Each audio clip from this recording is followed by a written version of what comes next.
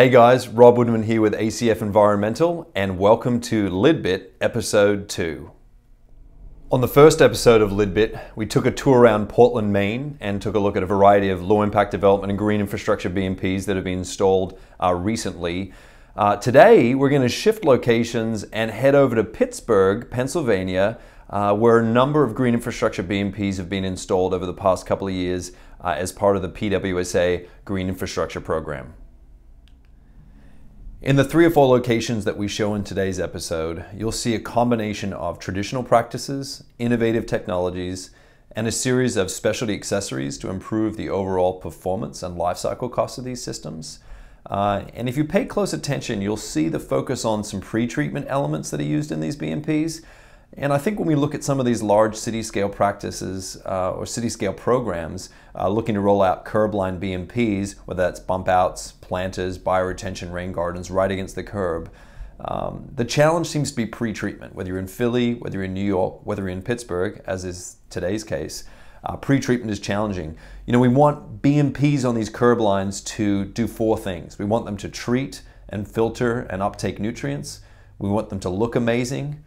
We hope they're going to be maintenance free, which we all know they won't be. And then fourth, we expect them to be able to handle a full load of trash and debris. And that's really expecting too much of these BMPs. And so pre-treatment really helps us get us back towards a situation where these systems are going to function as designed and hopefully keep the maintenance costs down of the BMP themselves. So sit back and enjoy these 4 sites in Pittsburgh, Pennsylvania. G'day folks, Rob Woodman here with ACF Environmental. I was out in Pittsburgh today and it was pouring with rain, so I decided to hit the streets and see how some of these green infrastructure systems are doing in the urban right-of-ways here under the PWSA program and the green streets here in Pittsburgh. It was raining a little harder earlier and it settled a little bit, which is selfishly good for me, but what's cool is we get to see these systems in wet weather conditions. So if you look at this system here, it's a small bump out, not a whole lot of room, but enough room to fit in a sort of typical rain garden type system. We have a rain guardian right here as a little pre-treatment, and you can see the runoff coming right in off the curb, entering that system. The rain guardian then collects that water, and you can see it in there, collect some of the sediment, and then it comes out on the back end, and you can kind of see it there now working its way through this pretty attractive rain garden. It's been planted well. We see trees in nice deep tree, rich tree planting soil, and underneath this whole thing is R-tank modules for subsurface storage to hold some of the volume after it's treated. What's cool here also is for the runoff on the other side of the street that's coming down to this drain, the rain garden we just looked at's over there. This drain actually feeds the R-tank system directly, and it has a Fabco storm sack in there, basically again to collect all that trash and debris and pre-treat that water before it hits the R-tank, which is below and across the street underneath that rain garden. And then over here you can see on the outlet end, there's still an opening, so some water that skips by the inlet can make it in, and it also allows larger events to spill out down the street that don't get treated by this rain garden system. It's still raining pretty good out here. I've moved down to Melwood Street. On Melwood Street, there wasn't actually room for typical rain gardens, so we saw the use of the focal point biofilter here, and in conjunction with a few of our other BMPs. Here you can see that Rain Guardian Tart device again here. Great display of it, with a grate on top picking up the leaves and a soda bottle there and a bunch of sediment. It's actually looking pretty full. Might need some maintenance soon. And then the filtered water coming out the backside. Great example of the point of that system to protect this vegetated system from all that sediment getting to it. This was narrow, so they actually used a 90-degree turn Rain Guardian turret. Usually the water comes out the backside, but there's also available in left and right turns. Now with this one being so narrow, the focal point biofilter was used through here. So that's a high flow biofiltration media. You see that inspection port there, and it's been planted out pretty nice. You can see a tree being used too beyond the extent of the media itself. And just like the one up the hill that I showed you a minute ago, this one also has an expanded R-tank system using doubles under it here for storage of that volume post-treatment. And speaking of the R-tank, you can see the inspection port right there in the sidewalk. So it's nice. The R-tank is a structurally loaded system, so it can be put under your sidewalk and under parking and drives and those types of things. So the storage actually expanded beyond the footprint of the biofilter itself. So you have a nice space efficient footprint at the surface, but then below you can still get all the storage you need with an expanded footprint. And then finally on the outlet end again, you can see this apron here which allows water in, then also big vents to pop out. The drain that's beyond it which also feeds that R tank so that this doesn't get treated by the biofilter, but it does get to the R tank. You can see that Fabco storm sack in there that's used against a high flow geotextile bag and is used to collect all that, the leaves and debris. Another thing that's really nifty about this system is that, you know, we got a pretty good charge of rain here over the last couple of hours. And what's nice to see is that focal point media is able to keep up with that flow. We don't even see ponded water in here, so it's doing a nice job filtering that water. Another thing that's interesting to note is a lot of people don't use things like these rain guardian turrets up at the inlet. And for sure, it's optional. But what's great here is we're collecting all that sediment in one place. And we can see that again over there with the sort of filtered water coming out. And we can see how that's really enhanced the ability of this focal point or this biofilter to do well over time. There's not a bunch of sediment in it. The plants aren't covered in sediment and trash. And so that rain guardian, hence the name, is really doing a nice job protecting the system and making maintenance costs a lot easier and a lot less frequent as we move forward after installation. The final system I'm going to take a look at here is actually kind of a cool story. This one here behind me, you'll see the water kind of heading to it. This was as a typical rain garden originally, but due to conflicts that were found during construction with other utilities, the footprint had to get smaller, and the client here, which was PWSA, shifted from a typical rain garden to a focal point, one of the key features of that system being a much smaller footprint. And honestly, a fantastic time to be out and see this system in action. We can see all the water from this curb line heading towards that system over there, and we'll talk about that system when we get a little bit closer. So here again we have a classic combination of the rain guardian turrets, and this one's kind of nifty. It's in a low spot, so we actually have a rain guardian turret at each end. Again, you can see a great example of that, separating out some of the larger stuff, the leaves in that sandwich bag of some sort, on top with a filter screen on the inside, and we'll see in a minute the filtered water popping out the backside into this system. There is also a drain in the middle as an overflow, which has an insert in it. The focal point, which is our high flow biofilter system, all through the middle. Under the river stone here, obviously some appropriate plantings with some perennial grasses and shrubs.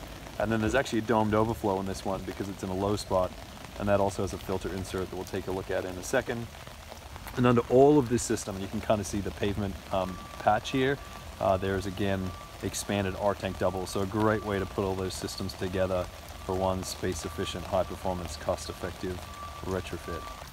Again, we can see that cleaner water coming out of the back of the rain guardian, and then again with this high flow media under the system, the water is barely staying in the system before it perks down through the media and eventually enters the treated water enters the R tank below. I also mentioned earlier the domed overflow, so when larger events come through here, it can go over this overflow as opposed to spilling into the street. And another thing in here is there's a Fabco filter bag insert in here. Great way to collect any floatables, mulch or debris, those types of things. It's also a great way to tell how many storms have really peaked the system or got it up at higher levels. And if we look in here, there's actually very little sediment accumulated in that system at this point, which tells me two things. One, either we haven't had large storm events, or the focal point's doing such a good job keeping up with the rainfall coming in that it really hasn't had the need to overflow very often. The last stop for today is actually at the corner of Center and Heron Avenue, and this is a much larger green infrastructure B&P. It's an expanded, I guess, terraced rain garden system, which has a number of steps and stages in it, all using R tank for the storage and a typical kind of rain garden planting mix on top of this. And so we'll take a look at that. It's stopped raining here now, so there's no runoff coming in off the curb.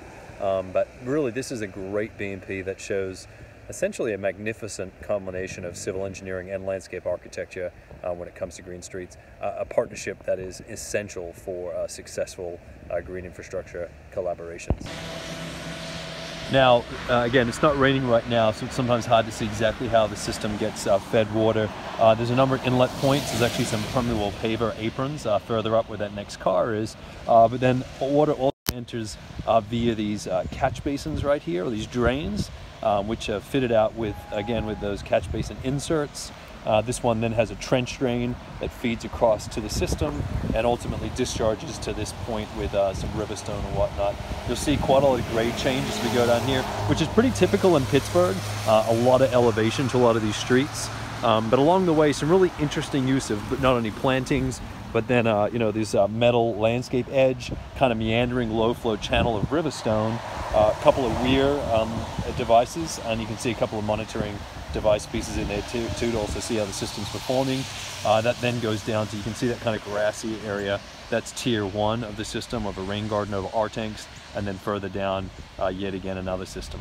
So obviously you can't enjoy the R tanks after construction because they're underneath the surface, but you'll see this is a sort of a level area. That's where that rain garden material is in, and then domed overflows in there, strategically located to let the larger storms bypass the rain garden and go directly into the storage. And interestingly, in part of the channel that's not stabilized here that feeds the system, you can see there's some sort of riverstone further up, but definitely some decent erosion, and that sort of makes sense. It's unstable earth and pretty steep grade feeding it, so there's erosive velocity. Erosive velocities have really washed out some of that material, so that area could be due for a little bit of attention and some stabilization. But again, this system really looks great. It fits in not only with the space available, but the plantings we carefully selected. We're hitting the fall season now, so you don't see the same color in the spring and the summer. There was some great seasonal color coming out of these plants here. But a really, again, nice combination of civil engineering and landscape architecture, where the civil engineering function is met, but the landscape architecture, the grades, the curves, the shape of this system has really been done nicely to fit in with the grade and the elevation change across the entire system. So that's pretty much it for today's little tour in rainy Pittsburgh. Hopefully you found some of the projects interesting or intriguing, and maybe some of the innovative solutions applicable to projects you're working on. If you're looking for more information or looking for assistance with your next green infrastructure design, definitely reach out to me, Rob Woodman, so rwoodman at acfenv.com. I'll try to post that at the bottom of this video when it gets edited, and hopefully we can help you solve some challenges in green infrastructure and come up with some unique and creative designs like we're seeing the engineers and landscape architects out in Pittsburgh do. Signing off. I hope you enjoyed this episode of LIDbit, and stay tuned for episode 3, where I'll be covering some of the thoughts and strategies I apply when looking for ideal locations for grant-funded retrofit water quality projects. Have a great day.